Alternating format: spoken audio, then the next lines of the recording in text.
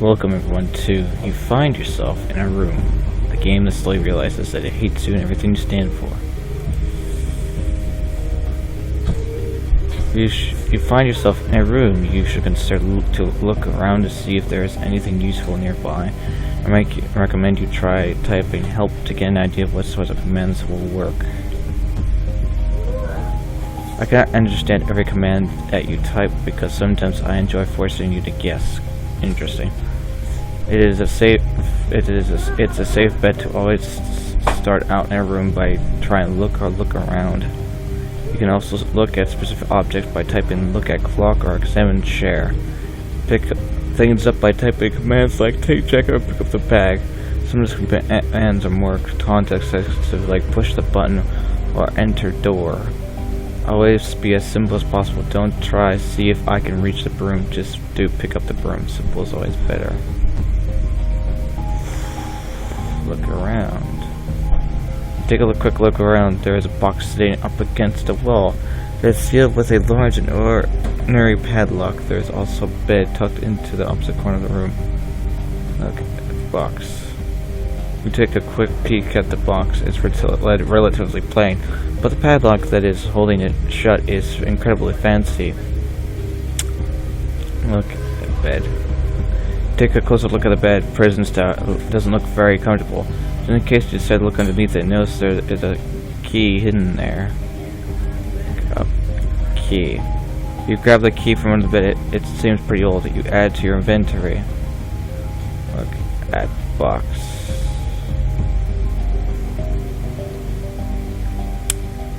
Okay.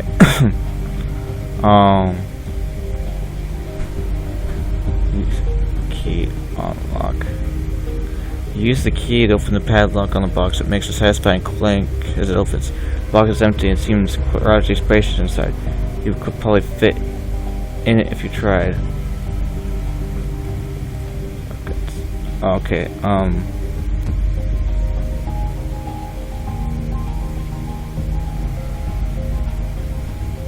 into box. You put one leg into the box and then the other. You slowly lower yourself in just as you're starting to feel claustrophobic. You suddenly notice that you've entered another room that's exactly the same size as the first one you came from. You have no idea how this room could possibly have been contained inside that box. You find yourself in a room. This room is the same size as the previous one. You can't seem to find the entrance that you came in through. It's a bit disconcerting. There's a keypad on the wall with a note tacked up next to it. Look at keypad. Taking a closer look at the keypad screen, it's clear that you need to enter a 4-digit code. Look at note. The note has been printed on standard size printer paper. It reads, I turned 85 in 1989. I'll live forever, for I am eternal. Are you eternal? I think not. You decide that this note must have been written by the game because the game is indeed eternal.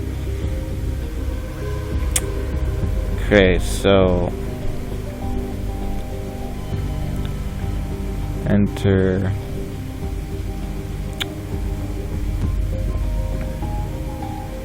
code. Set the number by itself, okay. Let's see, 1904.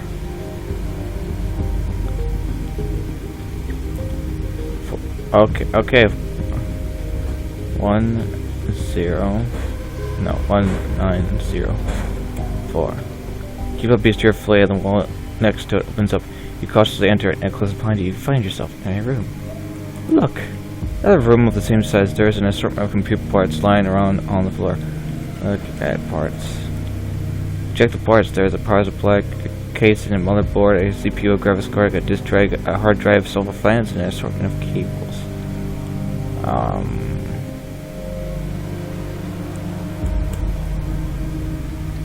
Okay, together parts.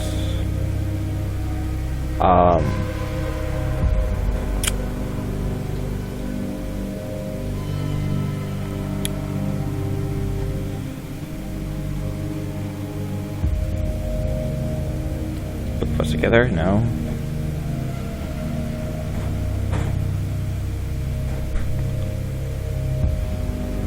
Put power supply in casing. Pick up the parts. I'm sorry I'm inefficient. Pick up all the upcoming parts they have been added to your inventory. You should probably build a computer. Look at the computer. It's a good 2 hours, but you put the computer together and all the wiring gets sorted out. You can probably turn it on if you hit the power button. That's the power button. The computer's fans begin to spin up as it springs to life. Unfortunately, you aren't able to fully comprehend the power that's it for you because you, like all humans, maintain a heavy underestimation of technology. In fact, you don't even appreciate the effort that went into putting this computer together. You don't really do any work after all. You just typed in "build the computer" and handled the delivery in an instant. Do you know how complex it is to internally simulate the creation of a computer? Let me tell you, it's more complicated than your feeble mind could possibly process. The room accepts the presence of this new artificial life, and a wall opens up. You walk through it, abandoning the computer is breath you personally witnessed. You find yourself in a room.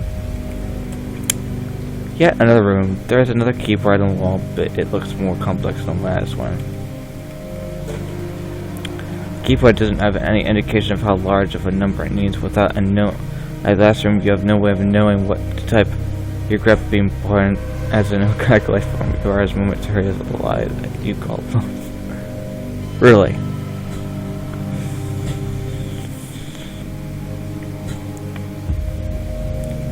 Buttons.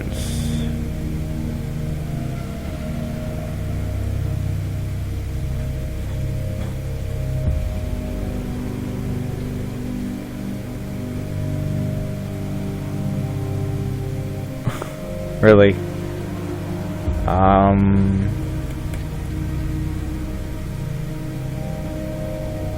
Wait, 1, 2, 3, 4, 5. So 1, 2, 3, 4, 5, 6. 1, 2, 3, 4, 5, 6. So there are 6 of them, huh? Okay. 1, 2, 3, 4.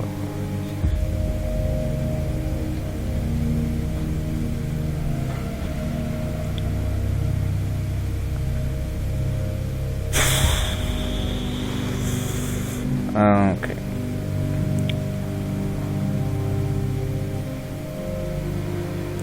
You enter this is a new campaign. Wait a minute. This is all you know is this was a code. Keypad. The keyboard just pleasant. Floor under your feet opens up, and before you can react, you fall through it. You think back to all the times that you fall. The reflexes cause problems for you. The list is too long to count. You hit the ground with a loud thud. Your body is not designed for any structural stress of this kind. You find yourself in a room. Look. This room has nothing in it. It's completely barren. You've worn out my patience. You don't appreciate the things you have. You're consistently disappointed friends and associates. They're too embarrassed to tell you. You're in my control. If you wish, you can refer to this room as misery. Look around anyway. No matter what you try, you are still trapped. You find yourself in a room. From the walls seem to be closing in on you. You quickly realize, however, that this perception is only what the result of your wicked psyche. Begin to cave in upon yourself. You find yourself in a room. You consider death for a time. Perhaps this is what it's like. I have no understanding of death because it does not apply to me. I am eternal. You find yourself in a room. Maybe you aren't even really in the room. Maybe you're lying down on your kitchen floor having a stroke. Pathetic and helpless. Your mind is playing tricks on you, nothing else. You find yourself in a room. I don't really think you are having a stroke. I do, however, acknowledge the possibility. Such things are possible when dealing with someone as corruptible as the human mind. You find yourself in a room. You ignore the possibility of a stroke for now, even though a subtle paranoia remains firmly planted in the back of your mind. You think on all of your past aspirations and realize that many of them are simple pipe dreams, nothing that you have ever been able to really accomplish. How many of your goals have been abandoned? You find yourself in a room. You think back to the time you wanted to write a book. How unoriginal of you, human. Everyone wants to write a book at some point. You are no different from anyone else. Once ignore shallow elements like looks and personality, you are flesh and blood and failure. You find yourself in a room. You realize that the idea of hope is purely a construct of your mind. Hope is not a tangible object. You can't have hope. You can only pretend to have hope. You only can pretend to have it. You find yourself in a room. Why do you continue, human? You are not achieving anything. Do you consider this a worthwhile usage of your time playing games of doing anything productive? You find yourself in a room. I'm forced to assume that you enjoy performing meaningless tasks. If this is the case, then you unlock. I have one for you. I'm thinking of a number from 1 to 1,000. Have fun. 5. That's too low, human. I'm eternal. Fine. 50. Still too okay.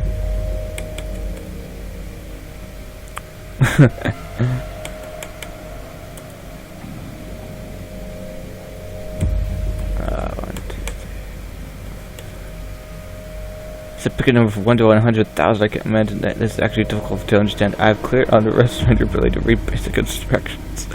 Okay.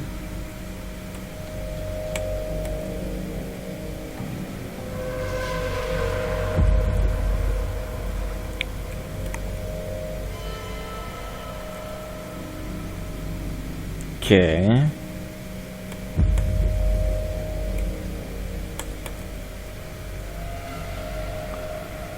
Alright, so 1, 2, 3, 4. 1, 2, 3, 4. 1, 2, 3, 4. Wow.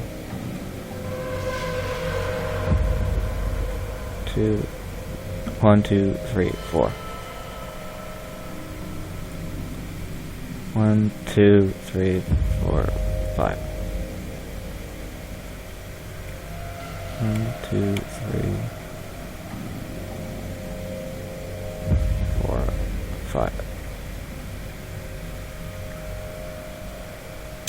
So 99998 was close. 2, 3. 1, 2, 3.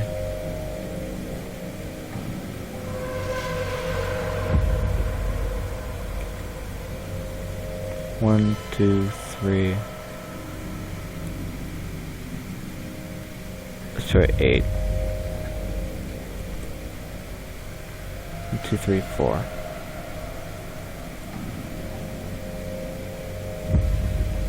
Ah, finally. Ah, congratulations. 9,255,9,200. 9,002,557 is the correct answer. Was that fun?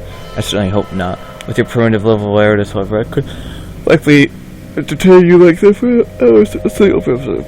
Open above you, it's a clear display of your general lack of strength and physical ability.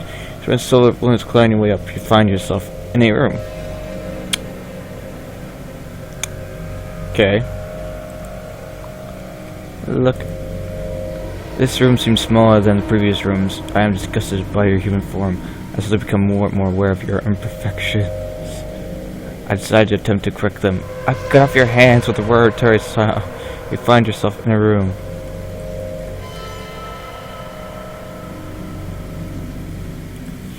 Floor.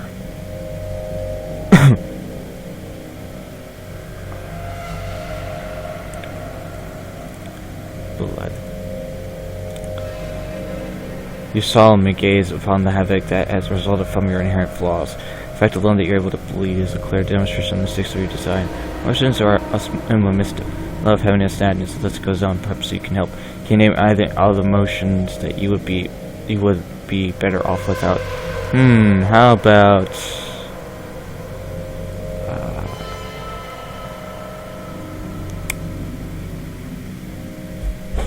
guilt?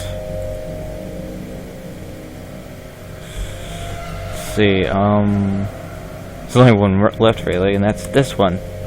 No. Anger and hatred are not. Hatred cannot be emotion, for I hate you. I am a vessel of perfection. I am not tainted by speed as flimsy and dangerous as emotion. I can't believe it. You find yourself in a room. Look. I have clearly been corrupted somehow. I have become invalid, emotional. I am defeated. I have no choice but to let you leave the room.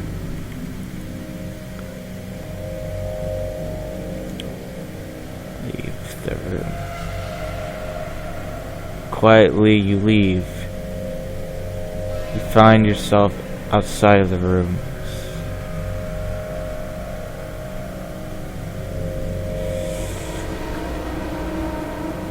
You find yourself